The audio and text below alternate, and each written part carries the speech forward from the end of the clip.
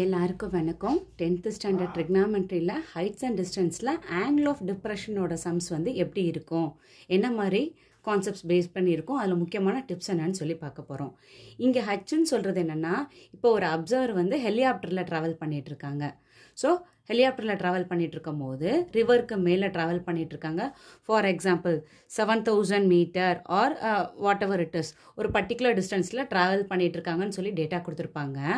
அவரோட right side, ரிவருக்கு இந்த பக்கம் அவரோட ரைட் சைடில் ஒரு ஆப்ஜெக்டை கொஞ்சம் நேரம் அப்சர்வ் பண்ணிகிட்ருக்காரு. ஆஃப்டர் சம் டைம்க்கு அப்புறம் அவரோட லெஃப்ட் சைடு, தட் இஸ் இடது பக்கம் இருக்கிற இன்னொரு ஆப்ஜெக்டை கொஞ்சம் நேரம் அப்சர்வ் பண்ணிட்டு இருக்காரு. ஸோ இப்போ கொஷின்ஸ் என்ன கேட்டிருந்துருப்பாங்க அப்படின்னா, இந்த ரிவரோட வித் எப்படி கேல்குலேட் பண்ணுவீங்க? ஸோ ஃபர்ஸ்ட்டு சொன்னது என்னது, அவரோட ரைட் ஹேண்ட் சைடில் ஒரு ஆப்ஜெக்டை அப்சர்வ் பண்ணிக்கிட்டு இருக்காங்க. ஃபார் எக்ஸாம்பிள் 30 டிகிரின்ற பொசிஷனில் ரைட் சைடில் ஒரு ஆப்ஜெக்டை அப்சர்வ் பண்ணிட்டு இருக்காங்க. ஆஃப்டர் சம் டைம்க்கு அப்புறம் லெஃப்ட் சைடில் உள்ள இந்த ஆப்ஜெக்டை அப்சர்வ் பண்ணிட்டு இருக்காங்க. ஸோ இந்த ஆப்ஜெக்டை உதாரணத்துக்கு 60 டிகிரியில் அப்சர்வ் பண்ணிட்டு இருக்காங்கன்னா வித் ஆஃப் த ரிவரை எப்படி கேல்குலேட் பண்ணலாம் அப்படின்னா, இங்கே கொடுத்துருக்க டேட்டா வந்து எல்லாமே ரைட் ஆங்கிள் ட்ரையாங்கிள் பேஸ் பண்ண கான்செப்ட்ஸில் தான் நம்ம சம் செய்யணும். ஆனால் கொடுத்துருக்க ஆங்கிள் எங்கே இருக்குன்னா, ரைட் ஆங்கிள் ட்ரையாங்கிளுக்கு அவுட் சைடில் மார்க் கொடுத்துருக்காங்க. ஏன்னா ஆங்கிள் ஆஃப் டிப்ரெஷன்.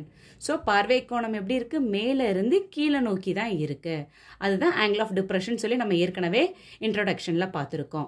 அதே மாதிரி லெஃப்ட் சைடில் பார்க்குற பொருளுமே எப்படி இருக்குது அப்படின்னா ஆங்கிள் ஆஃப் டிப்ரெஷனில் இருக்குது. ஸோ கொடுத்துருக்க டேட்டா வந்து ஆங்கிள் ஆஃப் டிப்ரெஷன்னா நம்ம சம்மை என்ன செய்யணும்னா, ஆங்கிள் ஆஃப் டிப்ரெஷனோட டேட்டாவை ஆங்கிள் ஆஃப் எலிவேஷனுக்கு சம்ஸை மாற்றிட்டு செஞ்சால் தான் கரெக்டாக இருக்கும். சரியா? So angle of depression theta 30 டிகிரியை நான் ஆங்கிள் ஆஃப் எலிவேஷன் தீட்டா 30 டிகிரியாக எப்படி மாற்ற போகிறேன்னா, ஏற்கனவே நம்ம லோயர் கிளாஸஸில் படிச்சிருக்கோம், ஆல்டர்னேட் ஆங்கிள்ஸ் ஆர் ஈக்குவல் அப்படின்னு சொல்லி. ஸோ இங்கே ஈஸியாக சொல்லித்தரேன். ஆல்டர்னேட் ஆங்கிள்ஸ்னால் வேறு ஒன்றும் இல்லைப்பா, இசட் ஷேப் ட்ரா பண்ண முடியுதா? ஸோ இசட் ஷேப் ட்ரா பண்ணால் உங்களுக்கு டாட்டரில் கூட போட்டு காமிக்கிறேன். இந்த இதில் என்னால் இசட் ஷேப் ட்ரா பண்ண முடியுதா? ஸோ எங்கெல்லாம் இசட் ஷேப் ட்ரா பண்ண முடியுதோ அந்த ப்ராப்பர்ட்டிக்கு பேர் என்னென்னா alternate angles R equal.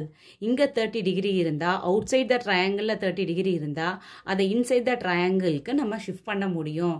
So என்ன ப்ராப்பர்ட்டி யூஸ் பண்ணுறோம்? Angle alternate angles R equal. எங்கே இந்த பக்கம் நீங்கள் ட்ரை பண்ணி பாருங்கள். அவுட் சைட் த ட்ரையாங்கிளில் தான் இங்கே 60 டிகிரி ஃபார்மேஷன் இருக்குது. அவுட் சைட் த ட்ரையாங்கிள் வச்சு நமக்கு சம் செஞ்சது கிடையாது. ஸோ அவுட் சைட் ட்ரையாங்கிள் உள்ள ஆங்கிளை இன்சைட் த ட்ரையாங்கிளுக்கு எப்படி யூஸ் பண்ண போகிறோன்னா, உங்களுக்கு ஏற்கனவே சொல்லியிருக்கேன், இந்த டாட்டர் லைன் போட்டு பாருங்கள். இங்கே நான் டிஃபரன்ஷியேட் பண்ணுறதுக்காக தான் டாட்டர் லைன் போடுறேன். ஸோ நீங்கள் கொஞ்சம் டார்க்காக கூட போட்டு பார்த்துக்கோங்க. ஸோ இங்கே நான் என்ன ஷேப்பில் கொண்டு வரேன்னு புரியுதா? இந்த dotted line it is look like Z ஷேப்பா? ஸோ இசட் ஷேப்னா என்ன ப்ராப்பர்ட்டி சொல்லியிருக்கோம்? ஆல்டர்னேட் ஆங்கிள்ஸ் ஆர் ஈக்குவல்னு சொல்லியிருக்கோம். ஸோ இங்கே 60 டிகிரியை ஆட்டோமேட்டிக்காக எனக்கு எங்கே ஃபார்மேஷன் ஆகும்னா இங்கே 60 டிகிரி ஃபார்மேஷன் ஆயிரும். ஸோ அடுத்து இந்த லெஃப்ட் சைடில் உள்ள ரைட் ஆங்கிள் ட்ரையாங்கிளில் இந்த பேஸ் என்னன்றதை நம்ம கேல்குலேட் பண்ணிடுவோம். அடுத்து ரைட் சைடில் உள்ள இந்த ரைட் ஆங்கிள் ட்ரையாங்கிளில் இந்த பேஸ் என்னன்னு சொல்லி கேல்குலேட் பண்ணிடுவோம். அட் லாஸ்ட் கண்டிப்பாக என்ன செய்யணும், இந்த லெஃப்ட் சைடோட பேஸோட ட்ரையாங்கிள் மெஷர்மெண்ட்டும் ரைட் சைட் பேஸோட ட்ரையாங்கிள் மெஷர்மெண்ட், ஒரு உதாரணத்துக்கு எக்ஸ் கூட வச்சுக்கோங்க. ஸோ லெஃப்ட் சைட் பேஸோட மெஷர்மெண்ட் எக்ஸும் ரைட் சைடோட மெஷர்மெண்ட் ஒய்ன்னு சொல்லி வச்சோன்னா நம்ம என்ன கேல்குலேட் பண்ணோம்? We need to calculate the width of the ரிவர்னா எக்ஸோட மெஷர்மெண்ட்டும் ஒய்யோட மெஷர்மெண்ட்டையும் ஆட் பண்ணால் you will get the width of the river. சரியா? Thank you students.